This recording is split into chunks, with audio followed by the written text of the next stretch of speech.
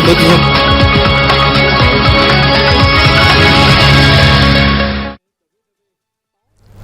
नमस्कार, आप देख रहे हैं संसार समाचार और मैं हूं आपके साथ कपिल मिश्रा। आज संसार समाचार में बात करेंगे उन खबरों की जो देश और दुनिया में सुर्खियों में रहती हैं। संसार समाचार में खबरें सिर्फ दिखाएंगे नहीं बल्कि हर पहलू से खबर को समझाएंगे भी। दुनिया के हर कोने की हलचल पहुंचाएंगे आप तक। हम दिखाएंगे वो हर अपडेट जो आपके लिए जानना है जरूरी। तो चलिए शुरू करते हैं आज का संसार समाचार।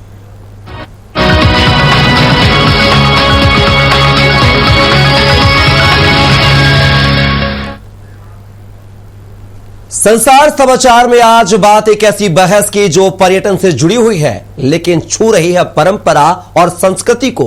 पिछले कुछ सालों में जापान में विदेशी सैलानियों की संख्या तेजी से बढ़ी है।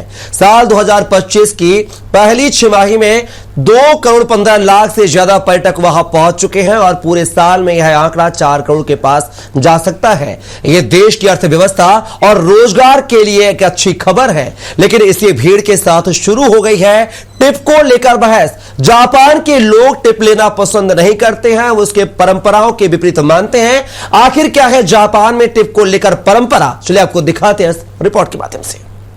क्या बदलेगी जापान की परंपरा?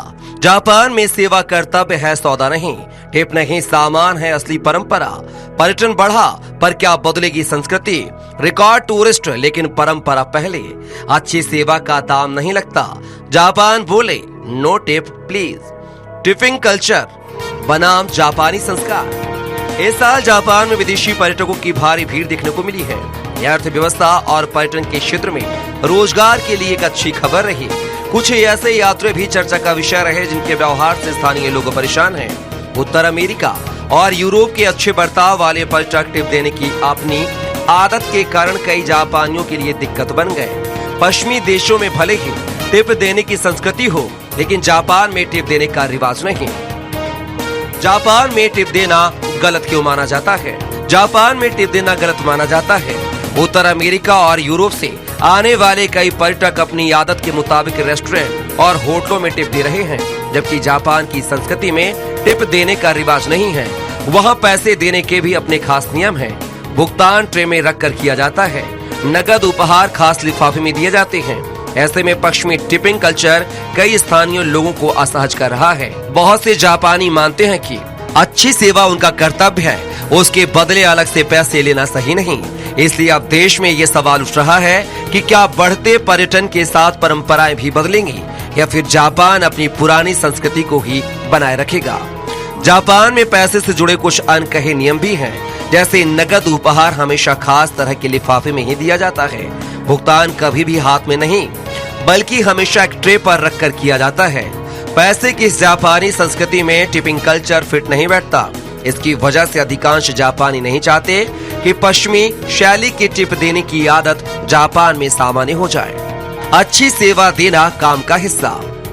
जापान में विदेशी पर्यटकों की बढ़ती संख्या की एक वजह कमजोरी भी है। इसके कारण यहाँ की हर चीज बहुत से यात्रियों के लिए खुद ब खुद सस्ती हो जाती है। कई लोग छोटी सी भी टिप छोड़ने की कोशिश करते हैं। हालांकि कुछ कॉफी शॉप और रेस्टोरेंट मालिकों ने काउंटर के बगल में टिप जार रखना शुरू कर दिया है, मगर ऐसा काफी कम ही देखने को मिलता है क्योंकि जापानियों के लिए यह काफी विवादास्पद विषय है। टिप देना जापान में आम नहीं होगा। जापान के पर्यटन के क्षेत्र में कुछ विदेशी पर्यटक छोटी छोटी टिप्स देते रहेंगे, लेकिन यह आदत जापानियों में कभी आम नहीं हो सकती है। वह बताते हैं कि यह मुद्दा जितना आम सोशल मीडिया पर नजर आता है, असल में उतना सामान्य नहीं है। एक जापानी नागरिक ने बताया कि हाल के वर्षों में जापान आने वाले विदेशी पर्यटकों की संख्या में तेजी जरूर आई है, लेकिन इसमें से अधिकांश लोग एशिया के अन्य देशों जैसे कि चीन, दक्षिण कोरिया, ताइवान से आते हैं। इन देशों में टिप देने की कोई परंपरा नहीं है, इसलिए वास्तव में केवल एक बहुत छोटा हिस्सा ही टिप देता है। Report international desk, Swaraj express.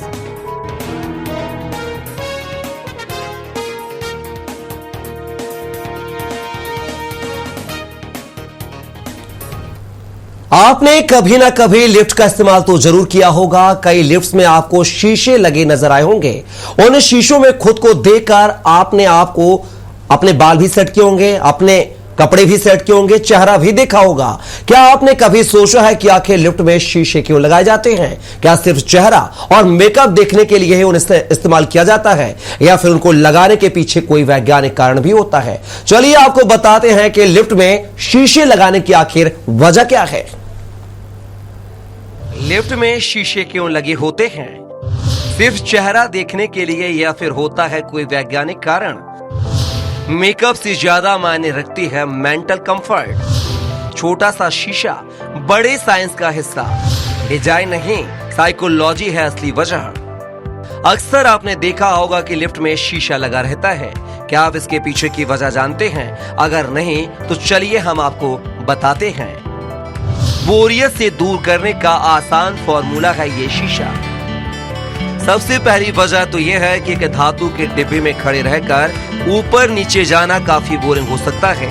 अधिकतर लिफ्ट में खिड़कियां नहीं होती हैं और ना ही कांच की बनी होती हैं। इस वजह से शीशे लगाए जाते हैं जिससे लोग कुछ देखते रहें। इस तरह लोगों को समय बिताने में मदद मिलती है। इस तरह समय भी कट जाता है।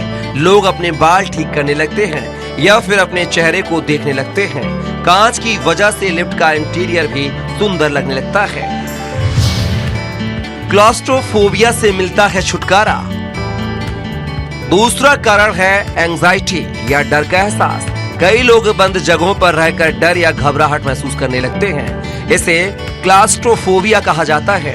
कांच की वजह से जो स्पेस है वो बड़ी नजर आने लगती है। जब लिफ्ट ज्यादा बड़ी लगती है तो लोग भी काफी रिलैक्स महसूस करते हैं और उन्हें कम घबराहट होती है। इसके अलावा कांच की वजह से सुरक्षा भी बढ़ जाती है, क्योंकि आप अपने पीछे खड़े लोगों को आसानी से देख सकते हैं। किसी खतरे की स्थिति में आप पहले से खुद को तैयार कर सकते हैं। लोगों को पता होता है कि वो नजर में हैं, इसलिए कोई गलत हरकत नहीं कर सकता। व्हील चेयर वाले लोगों को होती है सहूलियत। जब शीशा पीछे लगा होता है तब व्हील चेयर से चलने वाले लोगों के लिए भी बहुत आसानी हो जाती है। वो आसानी से पीछे देखते देखते अपनी व्हील चेयर को मूव कर सकते हैं। उनके लिए वो शीशा रियर व्यू मिरर का काम करता है। तो इस तरह आप समझ ही गए होंगे कि शीशा कितना कारगर है और लिफ्ट में क्यों लगाया जाता है। कई लिफ्ट में शीशा नहीं होता तो उसकी सरफेस को शाइनी कर देते हैं, जिससे लोगों को खुद की शक्ल नजर आती रहे। Report, international desk, Swaraj express. आज के आधुनिक युग में जहां विज्ञान मंगल ग्रह पर जीवन तलाश रहा है, तो वहीं दुनिया के एक कोने में एक ऐसा शहर बसा है जो रूहानी ताकतों के दम पर टिका है।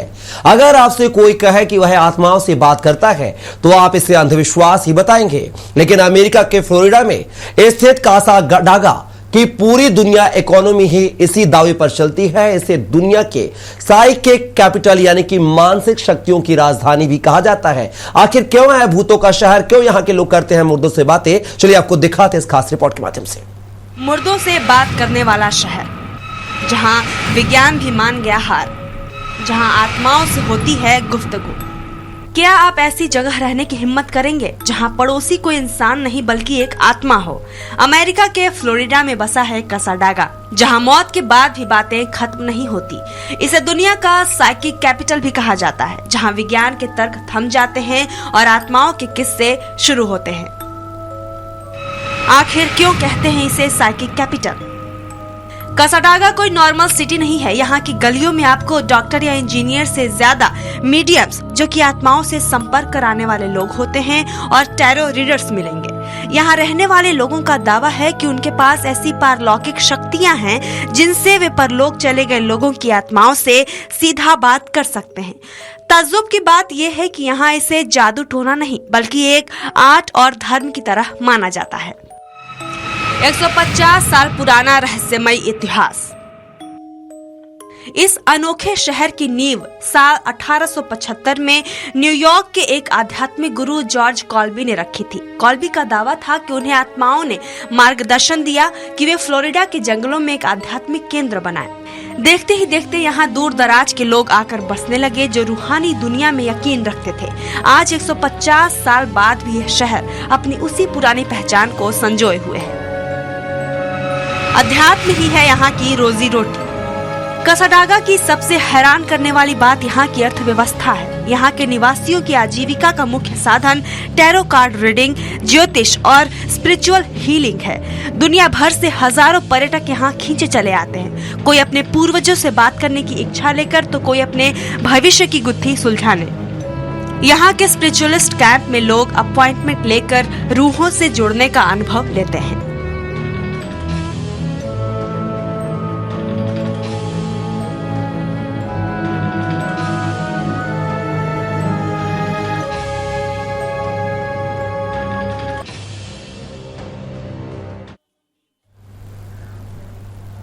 इंडोनेशिया की राजधानी जकार्ता में एक ऐसा बाजार लगता है जिसे देखकर आप हैरान रह जाएंगे। यहां शाम ढलते ही सड़कों पर सज जाते हैं स्टॉल और बिकता है जिंदा सांप। जी हां, कोबरा से लेकर दूसरे जहरीले सांप तक।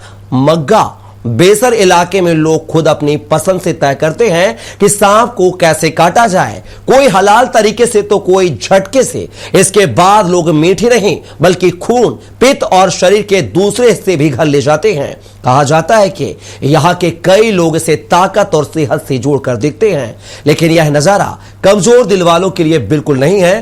तो आखिर क्यों लगता है ऐसा बाजार और क्या है इसके पीछे की वजह, चलिए आपको दिखाते हैं इस खास रिपोर्ट में। सांप के मीट का सबसे बड़ा बाजार, हलाल या झटका मन मर्जी से कटवा कर ले जाते हैं लोग। जहां थाली में परोसा जाता है जहर का स्वाद, जिंदा सांप से सीधे डिनर तक, जहर से जश्न तक का सफर। क्या आप जानते हैं जकार्ता में एक ऐसा बाजार है जहां सांप के मीट का बड़ा बाजार लगता है। इस बाजार में कोबरा तक का मांस बिकता है। लोग अपनी मर्जी से झटका या हलाल कटवा कर घर ले जाते हैं सांप के मीट को। काफी मशहूर है बाजार। यह बाजार न सिर्फ लोकल लोगों के लिए बल्कि चाइनीज और दूसरे एशियाई पर्यटकों के बीच भी काफी पॉपुलर है, क्योंकि यहाँ कोबरा ब्लड शॉट्स और कोबरा पकौड़े जैसी चीजें मिलती हैं। यह सब कैसे शुरू हुआ? दक्षिण पूर्व एशिया में सांप का मीट और खून सदियों से पारंपरिक दवा में इस्तेमाल होता रहा है। लोग मानते हैं कि कोबरा का खून स्टैमिना बढ़ाता है, पित्त त्वचा रोग ठीक करता है और मीट एनर्जी देता है। जकार्ता में ये कल्चर काफी मजबूत है, खासकर मग्गा बेसर जैसे इलाकों में, जहां स्ट्रीट वेंडर्स शाम 5 से 6 बजे से रात 2 बजे तक सांपों के मीट का स्टॉल लगाते हैं। इतनी है कीमत। एक सेट मेन्यू में कोबरा ब्लड और वाइल यानी कि पित्त मिलता है, जिसकी कीमत करीब 90 से 3 लाख रुपए इंडियन रुपया के हिसाब से होती है। अगर भारतीय रुपया में इसको तब्दील किया जाए तो 500 से 2000 रुपए होती है। किंग कोबरा पैकेज महंगा पड़ता है क्योंकि ये जहरीला और दुर्लभ माना जाता है। हाल ही में वीडियो वायरल हुआ जिसमें जकार्ता के एक रोड साइड स्टॉल पर कोबरा पकोड़े, स्नैक ब्लड और नूडल जैसी डिशेस दिखाई गयी। वीडियो में साफ दिखता है कि क्रेट में जिंदा सांप रखे हैं और कस्टमर की डिमांड पर उन्हें तुरंत काटकर तैयार किया जाता है। चाव से खाते हैं लोग। इंडोनेशिया में सांप खाना आम बात है। इंडोनेशिया मुस्लिम बाहुल्य देश है, जहां इस्लाम के अनुसार रेप्टाइल्स यानी कि सरीसृप जैसे सांप का मीट हराम माना जाता है। फिर भी ये प्रैक्टिस जारी है क्योंकि ये प्री इस्लामिक कल्चर से आता है और कई लोग इसे मेडिसिनल मानते हैं। मुस्लिम कस्टमर्स कम होते हैं, लेकिन चाइनीज कम्युनिटी और टूरिस्ट की वजह से डिमांड बनी रहती है। कुछ स्टॉल्स पर सांप को ग्रिल करके पीनट सॉस, प्याज और चिली के साथ सर्व किया जाता है। कोरोना के समय में भी जकार्ता के कुछ मार्केट में सांप, बैट्स और रैट्स बिकते रहे हैं, जिससे जूनोटिक डिसीज यानी कि एनिमल से इंसान में फैलने वाली बीमारियों का खतरा बढ़ा था। इंडोनेशिया गवर्नमेंट ने वाइल्ड एनिमल ट्रेड पर कुछ बैन लगाए हैं, लेकिन एनफोर्समेंट कमजोर है। जकार्ता के अलावा तोमोहान, उत्तर सुलावेसी जैसे मार्केट्स में भी सांप मीट मिलता है, लेकिन जकार्ता का मंगा बेसर सबसे फेमस है। Bureau report, international desk, Swaraj express. रोजमर्रा की जिंदगी में इस्तेमाल होने वाली छोटी सी लौंग सिर्फ एक मसाला नहीं बल्कि हजारों साल पुराना इतिहास अपने अंदर समेटे हुए है। स्वाद बढ़ाने से लेकर दवा तक हर जगह काम आने वाली लौंग की कहानी बेहद दिलचस्प है। क्या आप जानते हैं कि दुनिया में सबसे पहला लौंग का पेड़ कहां उगा था और कैसे इस छोटे से मसाले ने सभी द्वीपों पर कब्जा कर वहां के लोगों को अमीर बना दिया था। आइए देखते हैं इस खास रिपोर्ट में। कहां सबसे पहले दुनिया में उगा था लौंग का पेड़? हजारों साल पुराने इतिहास को जानकर हो जाएंगे हैरान। लौंग का इस्तेमाल हर कोई करता है, लेकिन क्या आप जानते हैं कि इसका पेड़ सबसे पहले कहां उगा था? बताया जाता है कि लौंग का इतिहास 3 से 4 हजार साल पुराना है। लौंग एक मुख्य मसाला और औषधीय जड़ी बूटी है। इसे एंटीबैक्टीरियल, एंटीसेप्टिक और दर्द निवारक गुणों के लिए जाना जाता है। इसका इस्तेमाल कई तरह से किया जाता है। भोजन में स्वाद बढ़ाने के लिए लौंग का इस्तेमाल किया जाता है। आज भले ही लौंग दुनिया भर में अपनी पहचान बना चुका है, लेकिन क्या आप जानते हैं कि दुनिया में पहली बार लौंग का पेड़ कहां उगा था? इसका एक लंबा इतिहास है। एक रिपोर्ट के मुताबिक आज से करीब 3 से 4 हजार साल पहले लौंग का पेड़ सिर्फ पूर्वी एशिया के कुछ द्वीपों पर ही हुआ करता था। कहा जाता है कि इंडोनेशिया के टर्नेट द्वीप पर दुनिया का सबसे पुराना लौंग का पेड़ है। माना जाता है कि यह पेड़ करीब 350 से 400 साल पुराना है। टर्नेट और टिडोर बने थे लौंग के सबसे बड़े केंद्र। टर्नेट द्वीप के ज्यादातर हिस्सों में ज्वालामुखी है, लेकिन फिर भी यहाँ बड़ी संख्या में लोग घूमने आते हैं।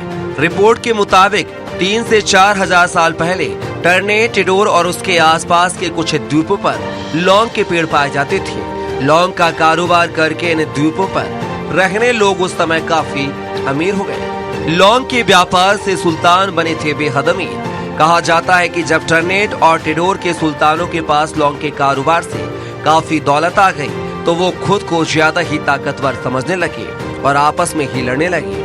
इस बात का फायदा उठाकर अंग्रेज और डच कारोबारियों ने उन इलाकों पर कब्जा कर लिया जहां भारी मात्रा में लौंग पाए जाते थे। कई वर्षों तक ये द्वीप यूरोपीय देशों के उपनिवेश रहे हैं। यूरोपीय ताकतों ने किया लौंग व्यापार पर कब्जा। दौलत के साथ आया सत्ता का संघर्ष। टर्नेट और टिडोर के सुल्तानों के बीच वर्चस्व की लड़ाई शुरू हो गई और इसी मौके का फायदा यूरोपीय ताकतों ने उठाया। अंग्रेज और डच व्यापारी यहाँ पहुँचे और धीरे धीरे इन द्वीपों पर कब्जा जमा लिया। लंबे समय तक ये द्वीप यूरोपीय देशों के उपनिवेश बने रहे और लौंग का व्यापार उनके हाथों में चला गया। धीरे धीरे लौंग दुनिया के दूसरे हिस्सों तक पहुंची और आज ये मसाला पूरी दुनिया में इस्तेमाल किया जाता है। Report international desk, Swaraj express. आमतौर पर शराब पीना अच्छा नहीं माना जाता है। तमाम एनजीओ से लेकर परिवार के लोग इसी कोशिश में रहते हैं कि उनका बेटा या बेटी शराब छोड़ दे। लेकिन एक देश ऐसा भी है जहां युवाओं से शराब पीने की अपील की जा रही है। दरअसल राजस्व में आई भारी कमी के चलते जापान में युवाओं से जमकर शराब पीने को कहा जा रहा है। शराब और तेल सरकार के राजस्व में महत्वपूर्ण योगदान देते हैं। ऐसे में शराब की खपत में आई गिरावट ने जापान की सरकार को भी परेशानी में डाल दिया है। आखिर क्या वजह है जो सरकार कर रही है शराब को प्रमोट? चलिए आपको दिखाते हैं इस रिपोर्ट के माध्यम से। सरकार कर रही शराब पीने की अपील। कोरोना काल के बाद से नहीं बिक रही शराब। सरकार को राजस्व का हो रहा भारी नुकसान। जापान में युवा पर्याप्त मात्रा में शराब नहीं पी रहे हैं। कोरोना महामारी के बाद से शराब की बिक्री में गिरावट आई है, जिससे जापान की सरकार भी हैरान है। कोरोना के बाद गिरी बिक्री। जापान के युवा पर्याप्त मात्रा में शराब नहीं पी रहे हैं। कोरोना महामारी के बाद से शराब की बिक्री में गिरावट आई है। इस वजह से देश के राजस्व में कमी दर्ज की गई है। इसी के मद्देनजर जापान की नेशनल टैक्स एजेंसी ने सेक विवा नाम से एक कैंपेन शुरू किया है। इसके तहत 20 से लेकर 39 वर्ष के युवाओं से शराब पीने को कहा जा रहा है। साथ ही एजेंसी ने कुछ ऐसे बिजनेस आइडिया भी मांगे हैं जिनसे शराब की बिक्री बढ़ सके। लोग सितंबर के आखिरी तक अपने आइडिया भेज सकते हैं। 1/3 आबादी बुजुर्ग।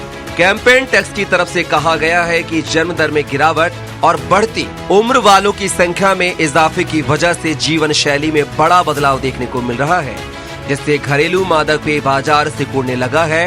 वर्ल्ड बैंक की माने तो जापान में लगभग 1/3 आबादी 65 साल या उससे अधिक उम्र की है।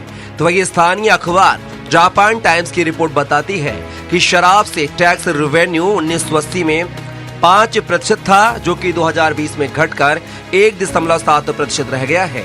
हालांकि कोरोना काल के दौरान वर्क फ्रॉम होम में कुछ हद तक शराब की खपत बढ़ी थी। बियर की खपत भी घटी। एक स्थानीय शराब कंपनी ने बताया है कि जापान में बियर की खपत 2020 में प्रति व्यक्ति 55 बोतलें थी, जो उसके पिछले साल के मुकाबले 9.1% कम थी।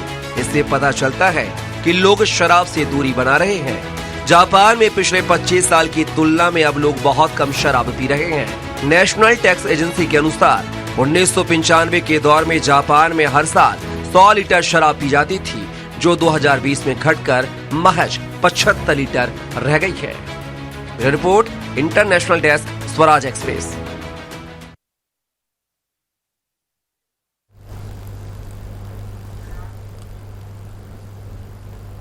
फिलहाल के लिए संसार समाचार में बस इतना ही। अगले एपिसोड में देश दुनिया की कुछ और खबरों के साथ हाजिर होऊंगा। तब तक के लिए मुझे दीजिए इजाजत। नमस्कार।